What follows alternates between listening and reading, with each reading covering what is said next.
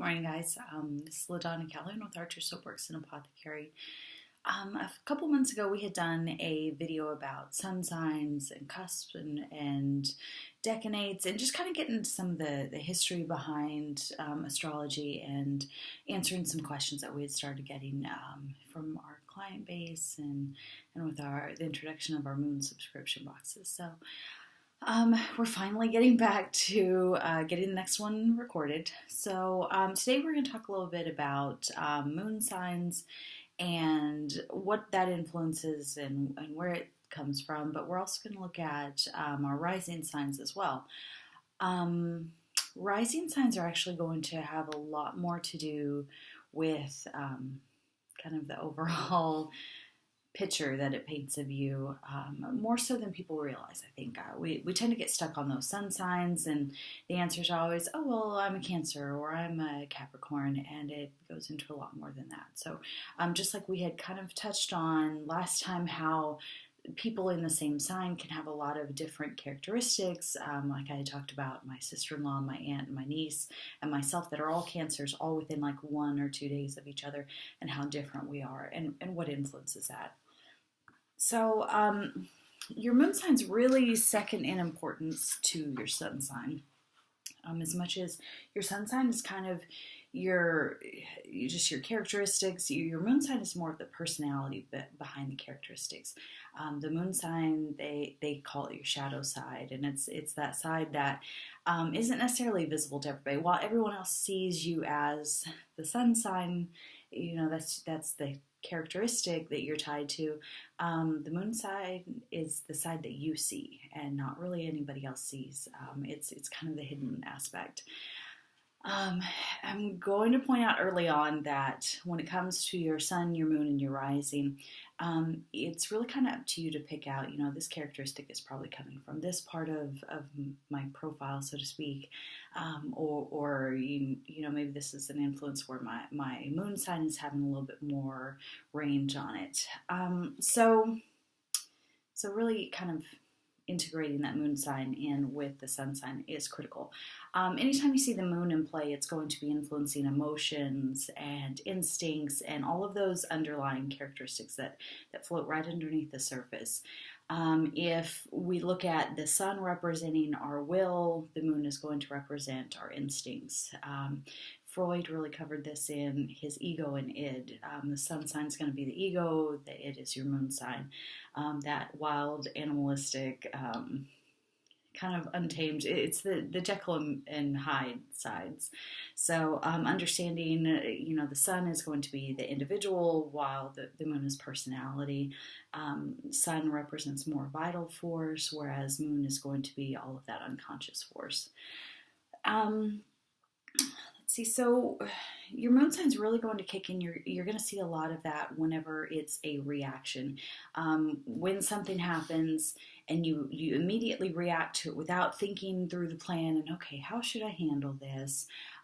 Your sun sign's a little bit more logistical, I guess, for lack of a better term. Your moon sign is going to be that instant reaction, that gut instinct to say, wait a minute, what's going on here? My moon is Sagittarius, so my reaction is real quick, like, wait a minute, and I deal very quickly and very decisively on certain things, whereas somebody with a Cancer moon might react more so with emotion and feeling instead of necessarily action immediately.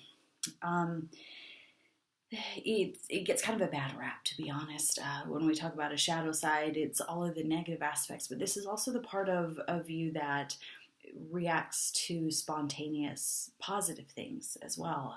It's the spontaneous joy, the spontaneous pleasure in bird singing or smelling flowers or something like that. It's those little things that you appreciate and you enjoy that don't need to be overthought. You don't have to analyze, okay, well, why do I like how this flower smells? Well, it's probably because you can find joy and happiness in those little things too, and that's really where that moon part comes in. The moon is going to influence the 5 senses. It's going to be very tied to all of the feel part of things. where we look at the sun being very concrete and the things that it deals with are very physical things, the moon is more of the esoteric side. It's the infancy, the childhood, the memories, the past, the dreams, things like that. And while it kind of gets that bad rap, those are critical things too. You want to have those dreams, and you want to have that pie in the sky goal that you're going for. So those are critical as well. Speaking of dreams, your moon personality, your moon sign is going to be a little bit of what pops up in those dreams. Whether it's a good dream or a bad dream, you're going to see a little bit more influence there for sure. One thing to really note about moon signs, while the moon influences emotions so much, we also have to give it credit for influencing relationships, whether those are friendships, romantic relationships, anything like that. Frequently in a chart, you'll see really strong relationships between partners that marry each other on that sun and moon.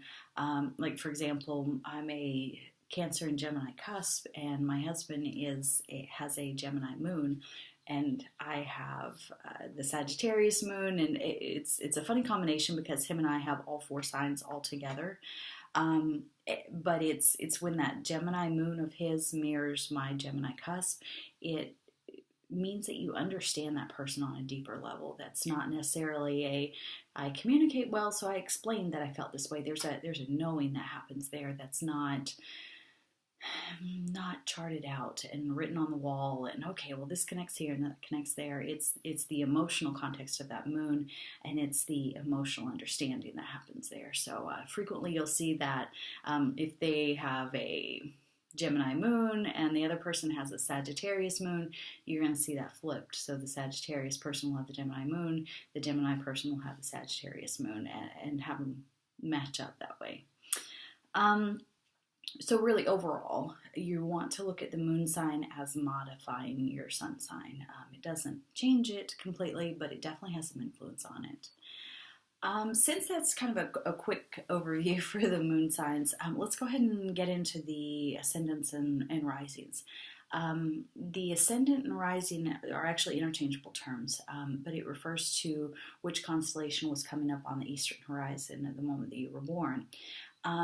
That is critical because that's your first experience as being human and being separate from your mother. So it's the first you're yourself kind of a moment. You're not part of somebody else. You're actually an individual. So that influences a lot more than we give credit for. To me, a lot of times I'll ask about a sun sign, but I really get interested whenever we start looking at that rising sign, because that's going to be how you project to the world, but also how the world perceives you. And for example, while I'm a Cancer sun, so I'm secretly all these nice, kind, squishy things. My rising is Scorpio, so I come across a lot more fiery and a lot more I don't know if aggressive is an appropriate term or not, but your rising is going to be what people pick up on first. They call it your mask.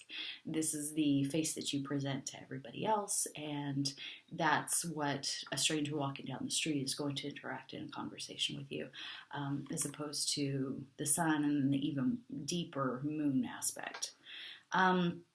This is also, if you look at characteristics, like physical characteristics that are tied to zodiac signs, this mask part is a lot of where that comes from. Your Scorpios are going to have prominent noses and distinctive eyes. Cancers are known for a little bit more of a round face. Different characteristics. That's kind of a really neat thing to look up. I was, when I first started researching things, I thought that was kind of interesting that your zodiac is supposed to influence physical characteristics, but it was really funny to kind of detail those out, and for different family members, be like, okay, well, that makes sense because, so that also helps. One of the things is, if you're not aware of the time that you were born, if that's not something that you can find, a very experienced astrologer can kind of track backwards and look at different characteristics, whether those be physical, those be events that happened at certain points in your lives, and kind of backtrack and get a generalized idea of what time you were probably born.